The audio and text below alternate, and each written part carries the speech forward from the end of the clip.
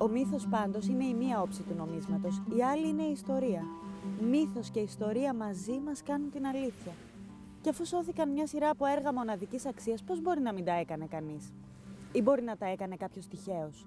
Δεν νομίζω. Αυτά είναι έργα ενός καλλιτέχνη μεγάλης δύναμης. Και εγώ πιστεύω πως αυτός είναι ο Πανσέλινος. Ο Μανουέλ Πανσέλινος είναι ένα τεράστιο πρόβλημα για την ταύτιση του προσώπου για τους σημερινούς ιστορικούς της τέχνης. Φυσικά οι πληροφορίες είναι συγκεχημένες, μεταγενέστερες και πολλοί αμφισβήτησαν και την ύπαρξη του προσώπου του Μανουέλ Πανσελίνου.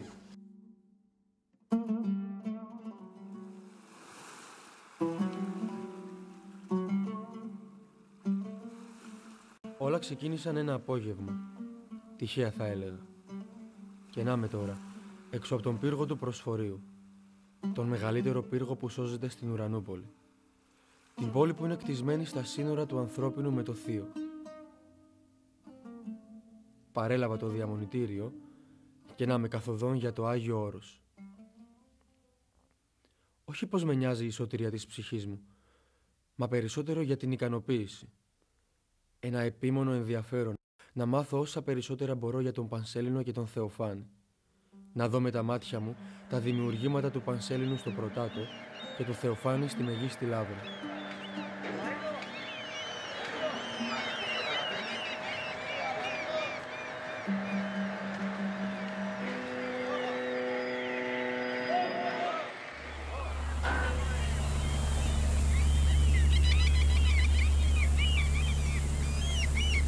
Το καράβι περίμενε προσκυνητές και επισκέπτες.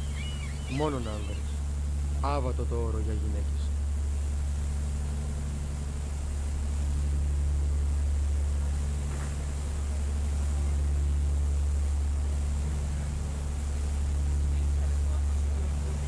Μαζί μου συνταξιδεύουν και άλλοι τύποι. Ο καθής και η ψυχή του. Ο καθένας και ο λόγος του που έφτασε ως εδώ. Εγώ έχω τον δικό μου λόγο. Πίσω μας αφήσαμε την Αμουλιανή να μου θυμίζει στιγμές ανέμελου καλοκαιριού.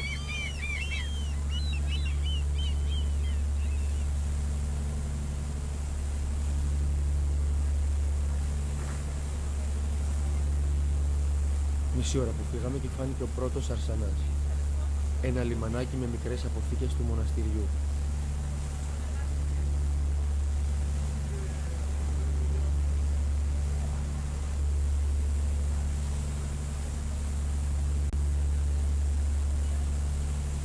Κάποιοι συμφοιτητές από τη σχολή του έλεγαν διάφορα για τους μοναχούς, τα μοναστήρια και την όλη ατμόσφαιρα. Έλεγαν ακόμα για τα αρώματα του αέρα, για το λιβάνι, τα αγριολούλουδα, το μελισσοκέρι. η Μονή Ξενοφόντος, που στο παλαιό καθολικό της υπάρχουν παλαιοχριστιανικά σύμβολα και τοιχογραφίες.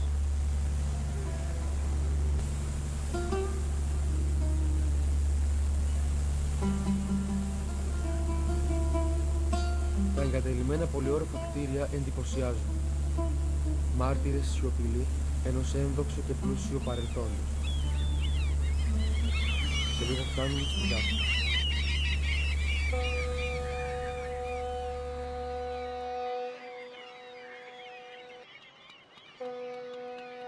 Από τη Δάφνη στις Καριές και στα δρομάκια της πρωτεύουσας με τα μικρά διόροφα σπίτια, όλα κτίσματα παλιά.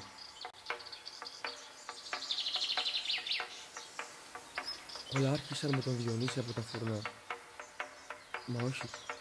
Πρώτα ήταν το βιβλίο στο Παλαιοπωλείο, η Ερμηνεία. Και μετά ο Διονύσης. Και η συνάντηση με τον καθηγητή. Ο χαμός όμως του Γιώργου ήταν ο σημαντικότερος λόγος στην αλλαγή μου. Ψάξε, βρες την αλήθεια και μη μένεις σε ό,τι σου πω εγώ. Έτσι μου είπε φεύγοντας ο Διονύσης. Διάβασε την Ερμηνεία και πάνε στο πρωτάτο.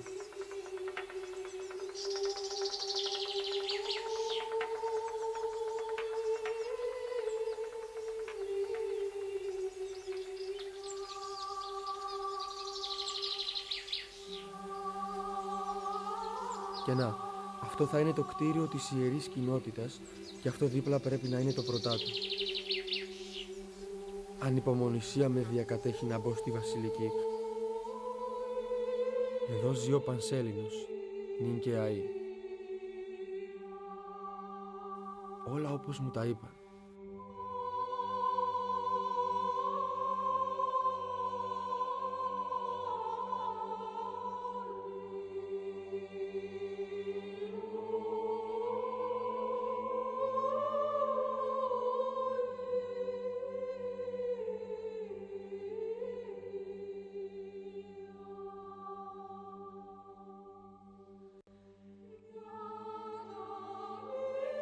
Ο θρύλος γύρω από το μεγάλο ζωγράφο με μαγεύει. Υπήρξε ή όχι? Πώς να ήταν?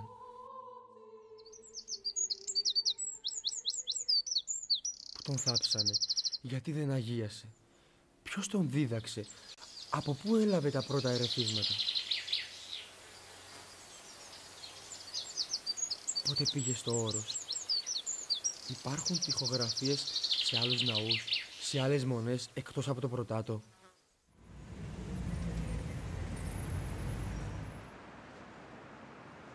Όλα ξεκίνησαν ένα απόγευμα.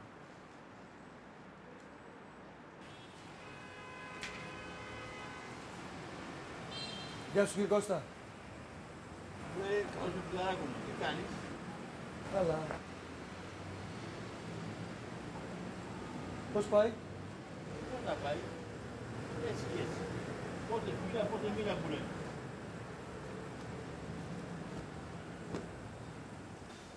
Έφεραν τίποτα καινούργια? Τι καινούργια, το Παλαιοπωλείο, καινούργια βιβλία. Πρόσφυγε τεχνία. Αντών Τσέχοφ, έχει διαβάσει. Δεν θα το έλεγα. Είδα μια παράσταση όμως. Το Βυσσινόκηπο. Στο θέατρο. Σ' άρεσε? Καλό. Κατεβαίνω τώρα κάτω. Ψάχνω κάτι. Μπουμπουνίζει. Θα βρέξει. Ας βρέξει. Κατέβα και έρχομαι. Ήταν χειμώνας. Έκανε κρύο. Το πήγαινε και για βροχή. Και πήγα στο βιβλιοπωλείο έτσι περισσότερο για να προφυλαχτώ παρά να αγοράσω. Τα ράφια με τα στιβαγμένα βιβλία ανέβιαν την οικία μυρωδιά των παλαιών εντύπων.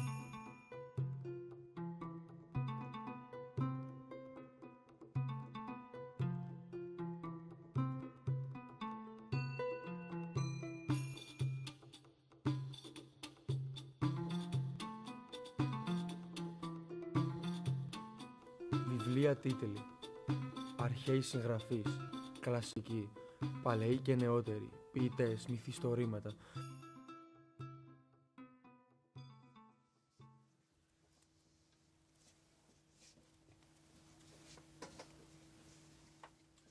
Έπιασε βροχή.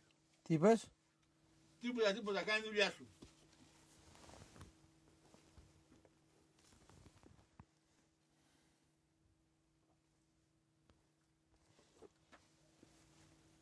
Κωνσταντίνος Παλαιολόγος.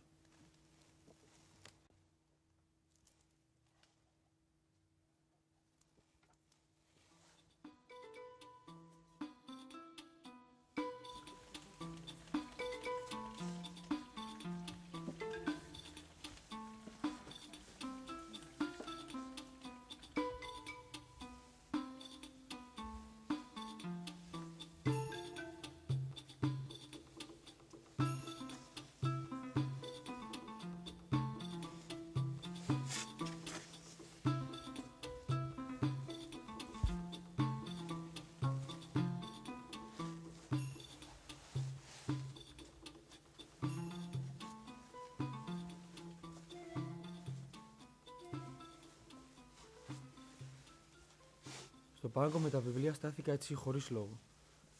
Και το χέρι μου από μόνο του πήγε σε ένα βιβλίο που ήταν κάτω από άλλα. Με έκανε εντύπωση ο τίτλος του. Ερμηνεία. Έκανε αναφορά στην τέχνη της αγιογραφίας. Ερμηνεία. Και έτσι θυμήθηκα τον αδελφό μου. Σαν τι να ερμηνεύει? Το θεώρησα μοιραίο και όχι τυχαίο γεγονός. Και αποφάσισα να το πάρω. Ίσως επειδή πριν λίγο καιρό με είχε παροτρύνει ο Γιώργος να ξεκινήσουμε μαζί και να ασχοληθούμε με την αγιογραφία και να μάθουμε τα χρώματα με κάποιον Μπαρμπαγιάννη που έμενε κοντά στο σπίτι μας. Κύριε Κώστα. Φαίνεται το πήγα λιγάκι. Διάλεξες? Διάλεξε. Συνονόματος. Διονύσιος από τα Φουρνά. Πού είναι αυτά, ξέρεις? Θα απογράφει, διάβασε.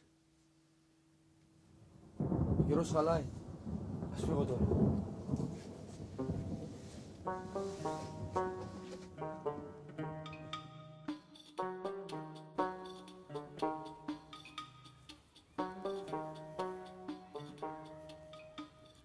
Στο εργαστήριο του αδελφού μου είχα να πάω από καιρό. Όλα ήταν όπως αυτός τα άφησε.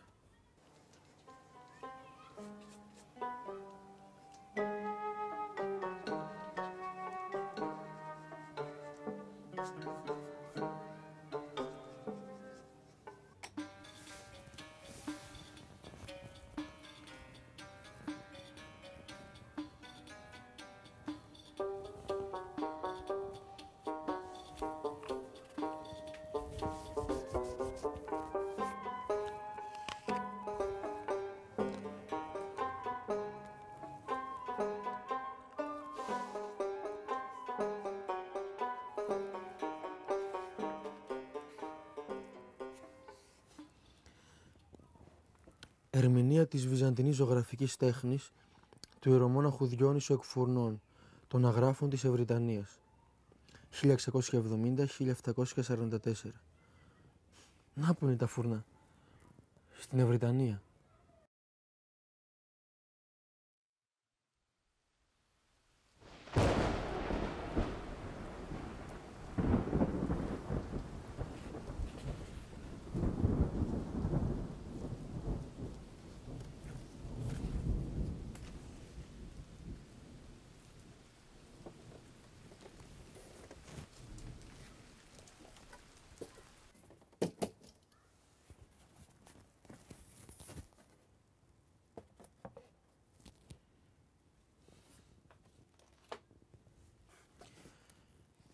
Η ώρα σου, Νιόνιο. Εδώ σε θέλω. Απόδειξε το στην πράξη και όχι με λόγια.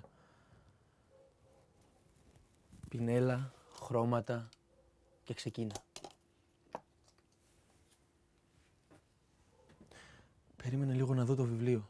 Τι λέει, τις οδηγίες. Όταν θέλεις ο μαθητά να σχεδιάσεις, πρώτον διέρεσον τον τόπον εις μέτρα 7. Ήγουν κεφάλαια 7. Και το μεν πρώτον διέρεσον εις 4 μέρη. Το ένα πίσον τα μαλλιά, το άλλο τον μέτωπο, το έτερον μύτη. Και το άλλο το πηγούν μέτρον της μύτης και πίσον των έναν οφθαλμών. Ο Πανσέλινος ήταν ο πλέον άξιος, ο κάλιστος των αρχαίων αλλά και των συγχρόνων του ζωγράφους. Ο κάλιστος, καλός, καλύτερος, κάλιστος. Υπερθετικός βαθμός. Γλώσσα κι αυτή. Λοιπόν, ο βίος και οι πράξεις του ή το ανάλογοι με αυτές των Αγίων θα κάνουν όσοι προορισμό στη ζωή τους θέτουν την ενασχόληση με το θεάρεστο έργο της αγιογραφίας, απεικονίζοντας έτσι το βίο των Αγίων της Εκκλησίας μας, να μελετούν συνεχώς τα έργα του μεγάλου δασκάλου Μανουήλ Πανσέλινου. Να ήμασταν κοντά σου, Άγιε Δάσκαλε, τύχη που θα είχαμε. Ή να γινόταν να ερχόσουν και να μας έδειχνες την τεχνοτροπία και την μέθοδο. Εμείς, Άγιε, ξέρεις, άξαφνα ενδιαφερθήκαμε. Όχι πως το είχαμε θέσει προορισμό στη ζωή μας. Και περισσότερο ο Γιώργος, όχι εγώ. Κι έτσι μου κόλλησε και εμένα η επιθυμία και ξεκινήσαμε να ζωγραφίζουμε, Άγιοι. Μα βλέπεις, άλλα μεν βουλή ανθρώπων, άλλα δε Θεός και λέει.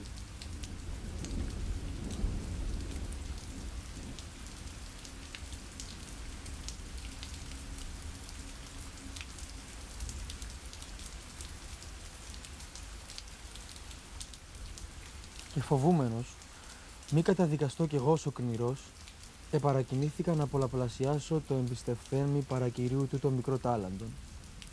Του τέστη την ολίγην μη ταύτην τέχνην, όπου μετά πολλού κόπου και χρόνου έμαθον σπουδάζοντας παιδιόθεν και μιμούμενος κατά των δυνατών μη τον εκ Θεσσαλονίκης δίκην σελήνης λάμψαντα κυρ Μανουήλ τον Πανσέλινο. Από τετά σηκωνισθήσας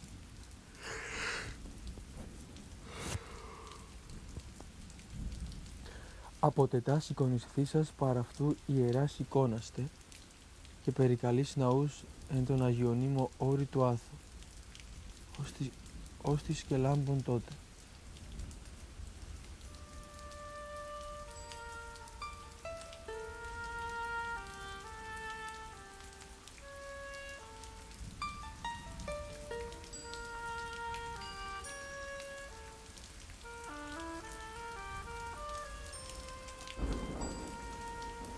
Με κάλεσες, ευλογημένε.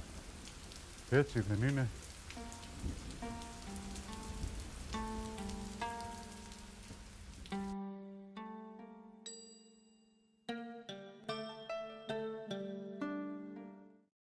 Ο Διονύσιος εκ φουρνών των αγράφων Ευρυτανίας, αυτοπροσώπος. Καταλαβαίνω. Το είπες έτσι, δίχως να πιστεύεις ότι είναι δυνατό να έλθω. Να περάσω ή μετενόησες.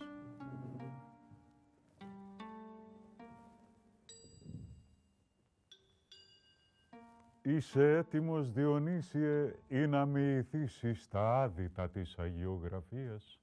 Έτοιμος, Άγιε. Έτοιμος να ακούσω και να δω. Γνώριμα και αγαπημένα εργαλεία. Ευλογημένα και δημιουργικά. Τα ετίμησα δεόντως όταν έπρεπε. Τώρα όμως οι οφθαλμοί μου δεν με βοηθούν. Θα καταβάλω όμως κάθε δυνατήν προσπάθεια δια να σου δείξω. Άκουσε πρωτίστως και δευτερευόντως να ερευνήσεις κατά μόνας και τότε θα είδεις καλύτερον. Εν πρώτης, πρέπει να γνωρίζεις ότι η βιασύνη είναι κακός σύμβουλος. Η εγκράτεια είναι αρετή. Τούτο είχον κατά νουν οι αρχαίοι μον προγονεί όταν έλεγον «σπέβδε βραδέως». Εγκράτειαν θέλεις αποκτήσει εν καιρό, ασκούμενος.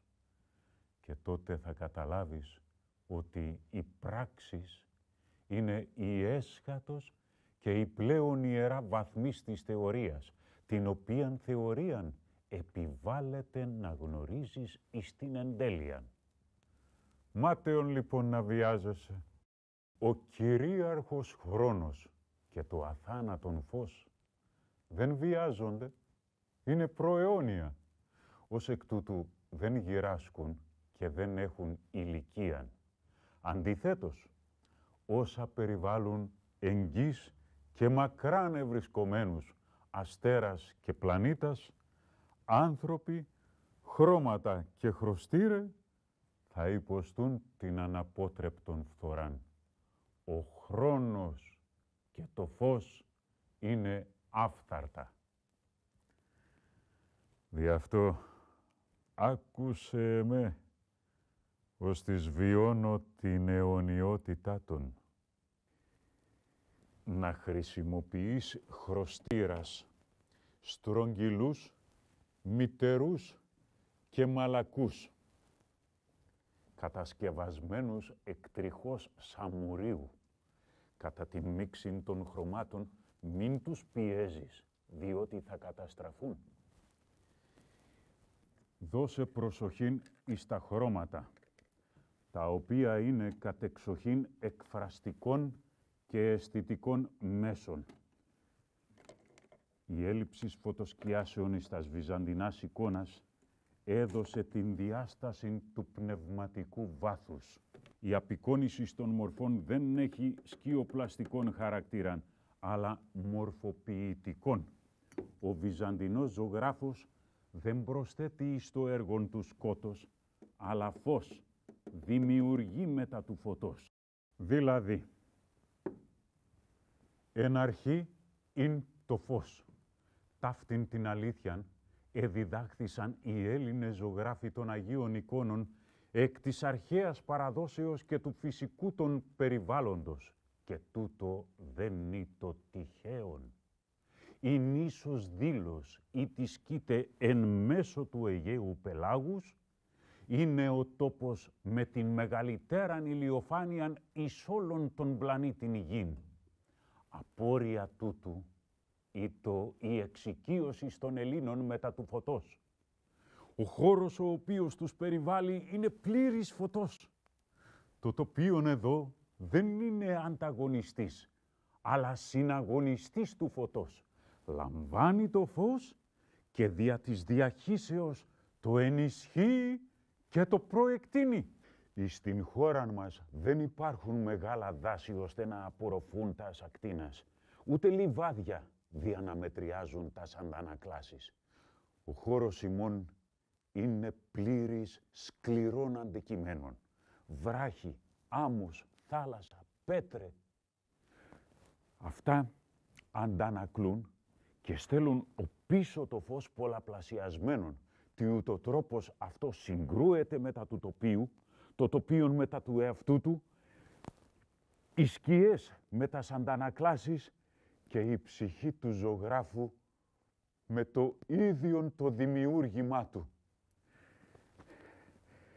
Με έχει καταλάβει ο ίστρος και η πολυλογία και σπαταλώ το χρόνο μου, αλλά εκστασιάζομαι όμως όταν ομιλώ περί όλων αυτών. Και δια τα χρώματα να ξέρεις επίσης.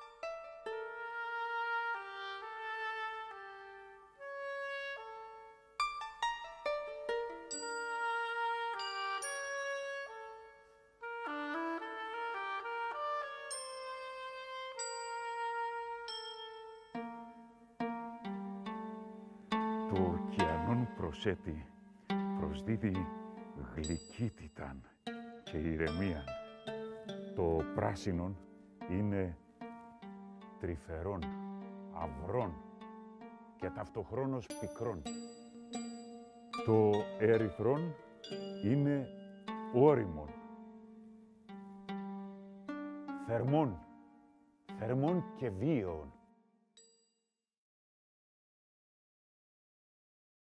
Το κίτρινον είναι απαστράπτων και ολίγων αγουροπών. Και το μενεξεδί είναι διάφανον, στοχαστικόν, απόμακρον ωσάν την ψυχήν των μοναχικών ανθρώπων. Κατ' εξαίρεσιν θα σου είπω ακόμη και τούτον. Οι παλαιοί ζωγράφοι χρησιμοποιούν χρώματα εις κόνην, ταύτα ανεμίγνιον με ιδαρές οών, των γκρόκων και μόνον. Τα βασικά χρώματα, τα τελείως απαραίτητα, είναι το λευκόν, το μαύρον, η όχρα και το ερυθροπράσινο. Και η κινάβαρης, ήτις επίσης είναι εν χρώμα βασικών και τελείως απαραίτητον. Οι παλαιοί ζωγράφοι την εχρησιμοποιούν δια των φωτισμών των προσώπων, των ενδυμάτων, των γραμμάτων, ακόμη και των φωτοστεφάνων.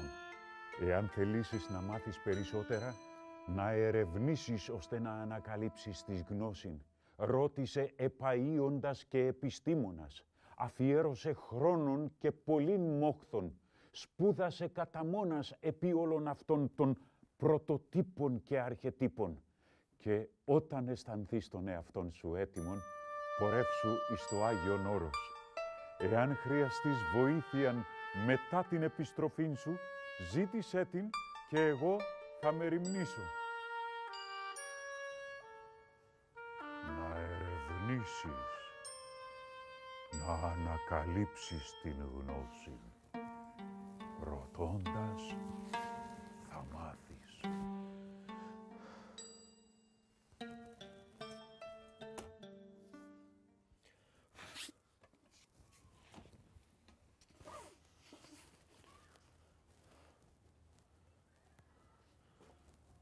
Τι έγινε ο Άγιος?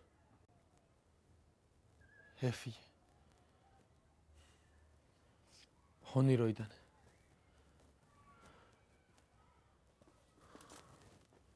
Κιανούν δια τους αγγέλους, κοινάβαρης δια τους φωτισμούς του προσώπου, των ενδυμάτων, των γραμμάτων, ακόμη και των φωτοστεφάνων.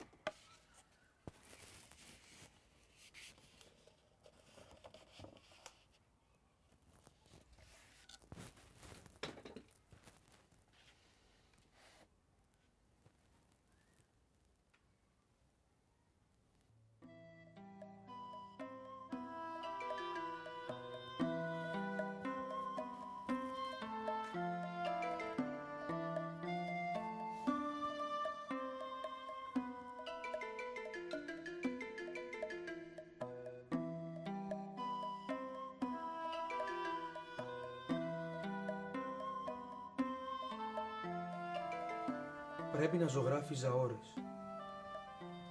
Κάτι εσωτερικό με έσπρωχνε να το κάνω. Μα το έκανα με ικανοποίηση και αγάπη. Κι όσο έπαιρνε μορφή εικόνα στο τελάρο, αισθανόμουν την ικανοποίηση που αισθάνεται κάθε πρωτόπυρος δημιουργός που αντικρίζει το δημιούργημά του.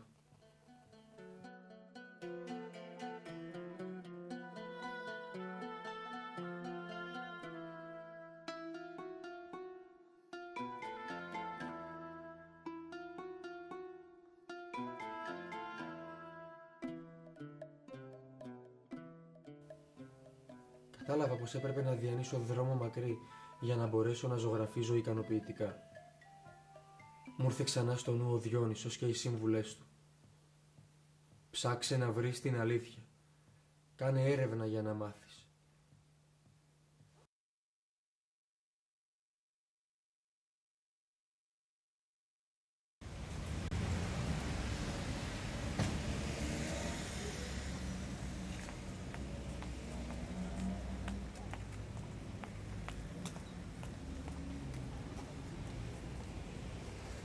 Αναζητώντας τη γνώση, ίσως αγγίξεις το στόχο σου.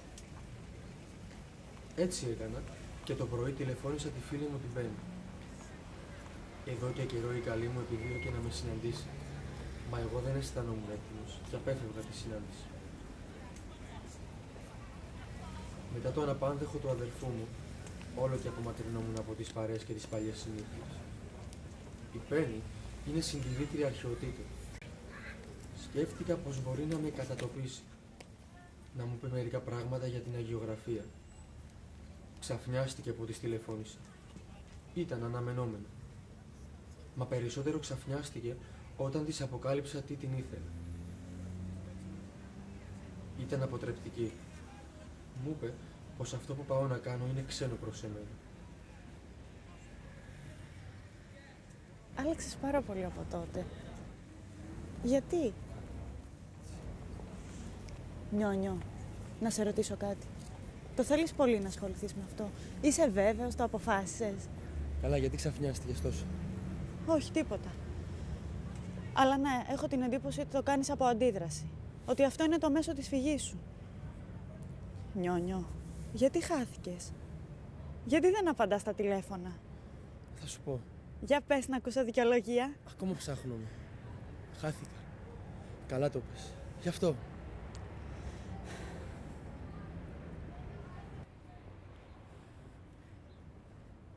Άλλο είναι να ενδιαφέρεσαι για μια μορφή τέχνης γενικά, και άλλο να ζητάς διαφυγή από τα προβλήματα και να θες να ασχοληθείς με την αγιογραφία ειδικά και δημιουργικά. Έτσι λέω εγώ. Εντάξει. Καλά κάνεις και τα λες ό,τι λες. Γι' αυτό δεν βρεθήκαμε. Για να μιλήσουμε. Αυτό που θα σου πω ξανά είναι ότι η αγιογραφία με την οποία θες να ασχοληθείς είναι κάτι εντελώς ξένο από σένα, από τα ενδιαφέροντά σου. Ναι, έτσι είναι. Είναι και ξένο και άγνωστο. Μα έχει ενδιαφέρον. Δεν συμφωνείς να προσπαθείς να γνωρίσεις κάτι που είναι τόσο σημαντικό για πολλούς και που παραμένει άγνωστο σε σένα? Εντάξει, κατάλαβα. Περιπλάνηση στον χώρο του αγνώστου και του μυστηρίου. Λοιπόν, ξεκίνα. Δώσε τα φώτα σου για να φωτίσεις το μυστήριο. Θα σου πω ότι ξέρω. Και μην νομίζεις ότι ξέρω και πολλά, συντηρήτρια είμαι. Αλλά και πάλι δυσκολεύομαι πώς να σου το πω. Αυτό πρέπει να το έχεις μέσα σου, να το κατέχεις. Να είναι η έκφραση της ψυχής σου. Και σένα, όπως είπαμε, δεν είναι. Αποκλείεται να το έχω. Νιόνιο, εγώ ροκά σε ήξερα. Ο Νιόνιος ο ροκάς λέγαμε με τις φίλες μου στο πανεπιστήμιο. Και από ροκάς αγιογράφος λιγάκι παράτερα, δεν πέφτει. Λάθος. Και αυτό rock είναι. Δες το από την πλευρά που το βιώνω και θα καταλάβεις πόσο hard rock είναι. Εντάξει, δεν θα μαλώσουμε. Εγώ αυτό Μην που το ήθελα. πεις. Το ξέρω. Εξάλλου, θα μπορούσα να είμαι και τα δύο. Ό,τι δηλώσει κανείς είναι. Πάντως, αν θες να ξέρεις, εγώ ροκά σε θέλω. Ροκά σε προτιμώ. Εσύ με το βιολί σου. Λοιπόν, ξεκίνα. Η τεχνοτροπία αυτής της τέχνης διαφέρει από τους κανόνες της ελεύθερης ζωγραφικής. Εδώ κυριαρχούν οι ισχυροί κανόνες της παράδοσης.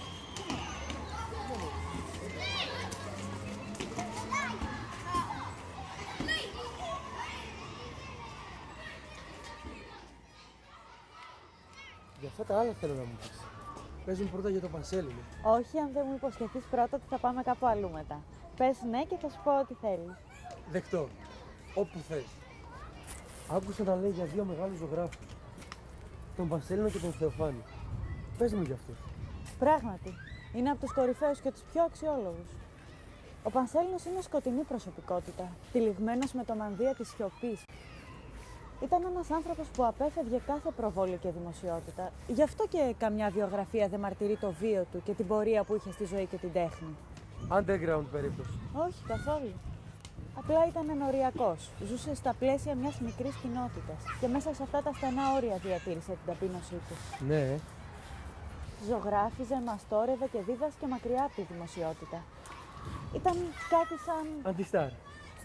σαν επίγειος Άγιος. Σαν επίγειος Άγιος. Άρα υπαρκτό πρόσωπο. Μην μπερδεύεσαι με το τι λέει ο ένας και ο άλλος. Κάποιοι ακόμα και τώρα τον θεωρούν μυθικό πρόσωπο ή να κινείται μεταξύ μύθου και πραγματικότητας. Άλλοι αμφισβητούν ακόμα και την ύπαρξή του και υποστηρίζουν ότι οι τοιχογραφίες στο Πρωτάτο είναι έργα κάποιου εργαστηρίου ζωγραφικής που έδρασε στο Μεσαίωνα σε κάποιο σοκάκι της Θεσσαλονίκης. Μη μου πεις πως δεν έχει ενδιαφέρον. Να, αυτό είναι που με μαγεύει σε αυτή την ιστορία. Το μυστήριο που την περιβάλλει. Ένιωσε, το κατάλαβα. Δεν καθόμαστε λίγο? Και δεν καθόμαστε. Έλα, πάμε.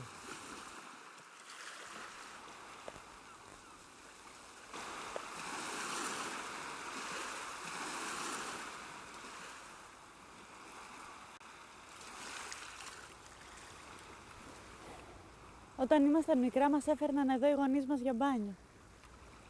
Και εμείς ερχόμασταν τα καλοκαίρια. Μετά ο θερμαϊκός βρώμης. Ακόμα και τώρα, ωραία δεν είναι? Τι σου αρέσει περισσότερο, η σιγαλιά ή η θάλασσα? Το ξέρεις ότι η θάλασσα είναι μια από τις αγάπες μου. Μια από τις αγάπες σου. Η άλλη ποια είναι? Για πες μου να τα ακούσω. Καλά, εσύ στον κόσμο σου χαμπάρι δεν πήρες. Δεν κατάλαβες τίποτα? Τίποτα. Εσύ τι λες, κατάλαβα. Έλα, κομμένα τα αστεία τέρμα. Συνεχίζουμε με το μύθο του Πανσέλινου. Ο μύθος πάντως είναι η μία όψη του νομίσματος, η άλλη είναι η ιστορία. Μύθος και ιστορία μαζί μας κάνουν την αλήθεια. Και αφού σώθηκαν μια σειρά από έργα μοναδικής αξίας, πώς μπορεί να μην τα έκανε κανείς? Ή μπορεί να τα έκανε κάποιος τυχαίος? Δεν νομίζω. Αυτά είναι έργα ενός καλλιτέχνη μεγάλης δύναμης. Και εγώ πιστεύω πως αυτός είναι ο Πανσέλινος. Μπράβο, Πέννη μου. Κι αν σου πω πως οι τοιχογραφίες στο Πρωτάτο είναι δικές του, γιατί έχουν ομοιογένεια και συνοχή στο ύφος, και γι' αυτό το λόγο είναι έκφραση ενός δημιουργικού πνεύματος και ενός μόνο δημιουργού, τότε ίσως σε βοηθήσω να το πιστέψεις κι εσύ. Το πιστεύω. Στη Θεσσαλονίκη έκανε κάτι. Υπάρχουν έργα του. Λένε πως ζωγράφισε το Παρεκκλήσι στον Άγιο Ευθύμιο. Οι τοιχογραφίες στο Παρεκκλήσι έχουν μεγάλη ομοιότητα με αυτές στο Πρωτάτο και συνδέουν τον Πανσέλινο με τη Μακεδονική Σχολή της Θεσσαλονίκης. Την πόλη που έχουμε απέναντι. Θα ήταν αξιόλογη η πόλη τότε. Ναι, πράγματι. Πρέπει να ήταν λαμπρή. Πραγματική Μητρόπολη των Βαλκανίων. Πώς διαπιστώθηκε η ομοιότητα στις τοιχογραφίες? Εργαστηριακά. Αν μπορούσες να τοποθετήσεις τις τοιχογραφίες από το Πρωτάτο και το Παρεκκλήσι τη μία δίπλα στην άλλη, θα έβλεπες πως πρόκειται για έργα του ίδιου δημιουργού και όχι έργα των μαθητών της ίδιας σχολής. Τι θα ξεχώριζες εσύ από τη δουλειά του? Πάνω απ' όλα ξεχωρίζω τις μορφές των Αγίων, που έχουν πάνω τους ζωγραφισμένη την έκφραση της ψυχολογικής έντασης και έτσι αποκτούν οι μορφές τους ανθρώπινες και γήινες διαστάσεις.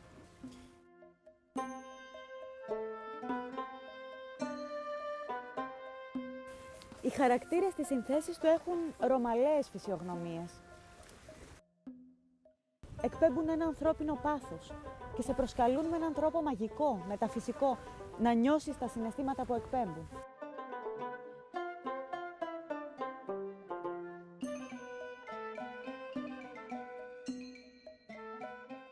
Κάποιοι υποστηρίζουν ότι η τραγική τέχνη του Πανσέλινου είναι αντίστοιχη με τις ταραγμένες παραστάσεις του Μιχαήλ Άγγελου. Ζωγράφιζε σε μεγάλες επιφάνειες, μορφές με μνημειώδη χαρακτηριστικά. Το αγαπημένο του χρώμα ήταν της τέφρας, λιτό, με ελαφρές υποπράσινες φωτοσκιάσεις, σε αντίθεση με τους ζωγράφους της κριτικής σχολής που αγαπούσαν τους βίαιους και μεταλλικούς σκιοφωτισμούς.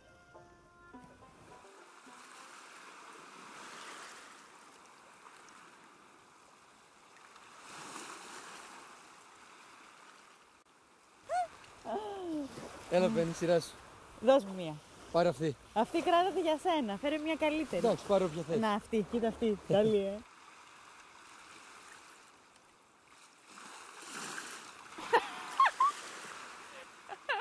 Λοιπόν, για το Θεοφάνη.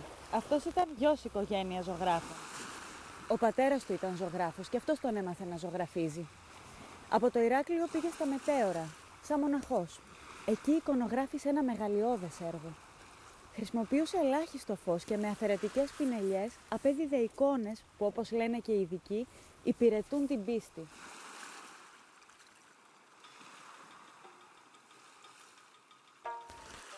Άλλα δεν λέω, μπάφιασα. Πάμε. Πάμε. Να μην χάσουμε τη συναυλία, θα αργήσουμε. Και αν θες να μάθεις περισσότερα, θα σου πω σε ποιον θα πας. Σε ποιον? Θα πας να βρεις έναν καθηγητή αυθεντία. Αυτός έχει άποψη για όλα, θα δεις.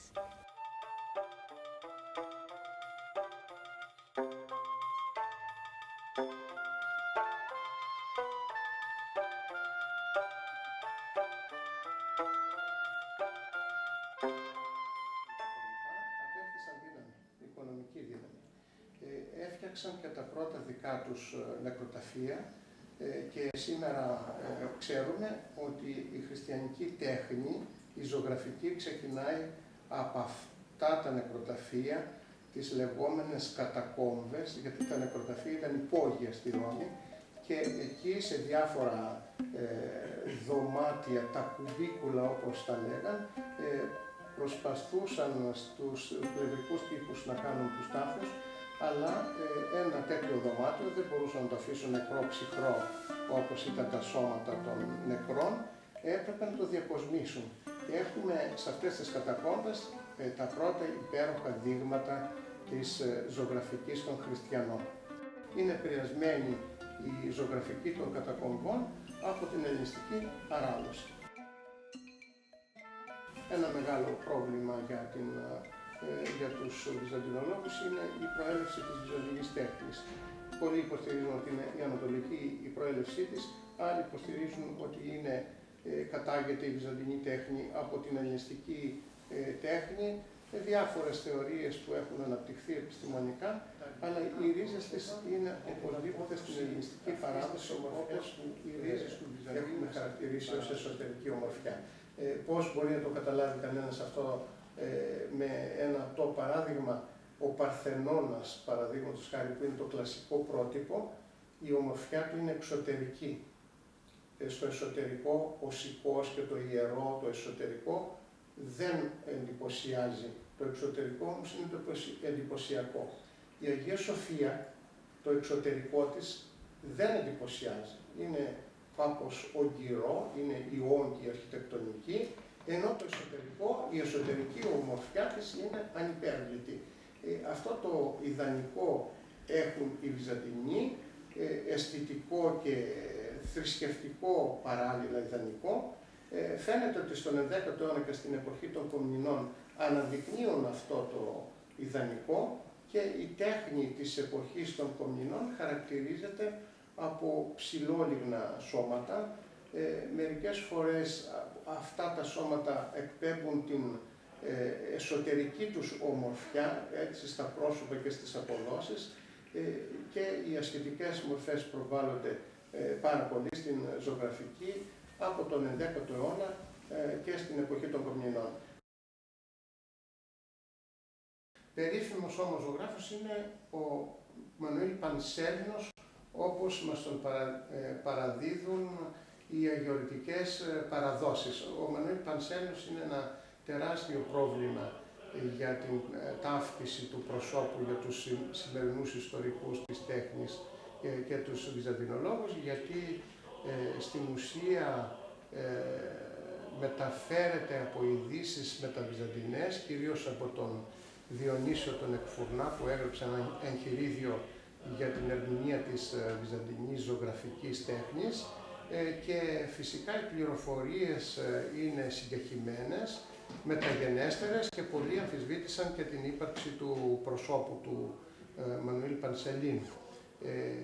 Επειδή όμως στην ζωγραφική του Αγίου Όρους, με κυρίαρχο έργο της τοιχογραφίας στο Πρωτάτο, αλλά και σε άλλα μοναστηριακά συγκροτήματα έχουν βρεθεί τοιχογραφίες της ίδιας περίοδου και της ίδιας τεχνοτροπίας, κυριάρχησε η άποψη ότι υπήρξε ένας ζωγράφος θαυμαστός, ο Μανουήλ Πανσέλινος, και ζωγράφησε αυτό το υπέροχο σύνολο στο καθολικό του Πρωτάτου, στο ναό του Πρωτάτου. Πιστεύουν μερικοί ότι ήταν και ένα υπαρκτό πρόσωπο. Σημασία βέβαια έχει ότι η ζωγραφική αυτής της εποχής είναι μία ζωγραφική με ενιαία χαρακτηριστικά, μία τεχνοτροπία που μπορούμε να τη βρούμε και σε άλλα μνημεία, όπως παραδείγματος χάρη στον Άγιο Κλίμεντα της Αχρίδας, ένα έργο που ζωγραφίζουν οι αδελφοί Αστραπάδες, η οικογένεια των Αστραπάδων. Οι ομοιότητες είναι πάρα πολύ μεγάλες, σε τέτοιο βαθμό που κάποιοι υποστηρίζουν, και ίσως έχουν δίκιο, ότι προέρχονται από το ίδιο ζωγραφικό εργαστήρι που έδωσε τις τοιχογραφίες στο Πρωτάτο. Βέβαια στο Πρωτάτο οι παραστάσεις είναι αναπτυγμένες, γιατί ο χώρος προσφέρεται για μεγάλες παραστάσεις και μεγάλη διόγκωση των μορφών, ενώ στην εκκλησία του Αγίου Κλίμεντα της Αχρίδας οι επιφάνειες είναι πάρα πολύ μικρές. Τα πρόσωπα όμως, τα χαρακτηριστικά, η τεχνοτροπία είναι ολόιδια. Φυσικά για το πρόσωπο του Πανσελίνου δεν μπορεί κανείς σήμερα να είναι βέβαιος. Εκείνο που μπορεί να στηρίζει είναι η παράδοση που στηρίζει αυτή την άποψη, η αγιορητική παράδοση, και επιστημονικά το πρόβλημα είναι μετέωρο. Δεν έχει ακόμα λυθεί η ταυτότητα παρά το γεγονός ότι ένας συνάδελφος βυζαντινολόγος πρότεινε τελευταία, επειδή βρήκε σε έγγραφα αγιορτικά το όνομα του Πανσελίνου, αλλά στο προσωπογραφικό λεξικό βρίσκουμε εκείνη την εποχή μερικά ονόματα με αυτό το όνομα και εμφανίζεται αργότερα και ίσως δεν μπορεί να συνδυαστεί η εποχή που συναντάμε το όνομα επίθετο αυτού του ζωγράφου με το ζωγραφικό έργο που βλέπουμε στο πρωτάτο. Όσα είδα στο όρος, ικανοποίησαν τα ενδιαφέροντά μου και κάλυψαν τα κενά μου. Οι μοναχοί μου έμαθαν πως όλα εδώ συλλειτουργούν δοξάζοντας το τριαδικό Θεό. Είδα βασιλικές του 10ου αιώνα και άλλες του 14ου και φορητές εικόνες από τεχνίτες της Κρητικής σχόλης.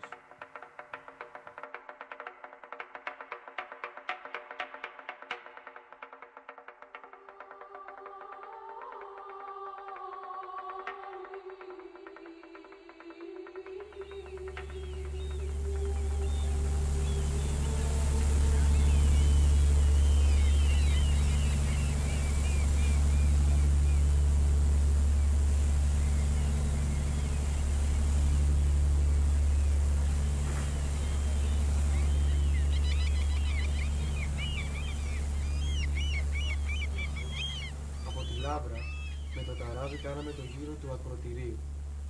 Περάσαμε από τις σκήτες και φτάσαμε στο μοναστήρι της Μονής Διονυσίου, που είναι κτισμένη πάνω σε ένα στενό και απόκρημνο βράχο.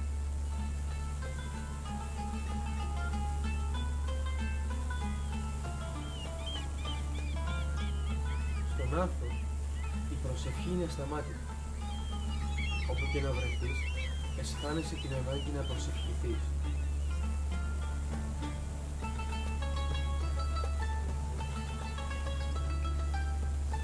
Οι μοναχοί συνομιλούν με τον Θεό, μαθαίνουν τα χούγια Του και τις συνήθειές Του και προσπαθούν να γίνουν αρεστοί στο Θεό και στους αγγέλους.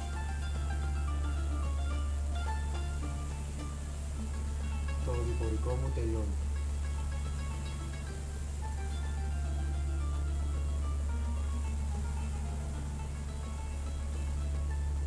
Προορισμός, ο έξω κόσμος με τα συνεπακόλουθά του.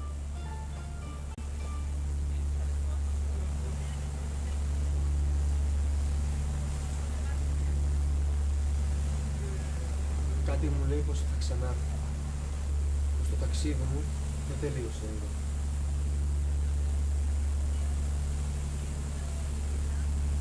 Μέσα μου αισθάνομαι την επιθυμία να επιστρέψω, αυτή τη φορά σαν προσκυνητής και όχι σαν περιηγητής συλλέκτης πληροφοριών.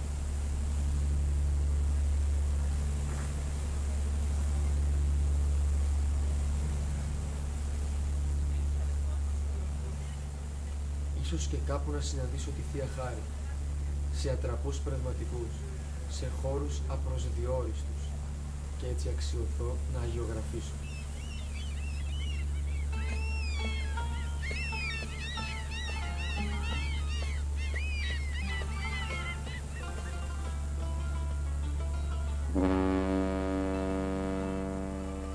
Μα δεν γελιέμαι.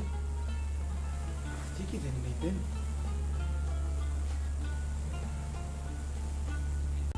Προσγειώσου στα εγκόσμια, Νιόνιο. Τελειώνουμε.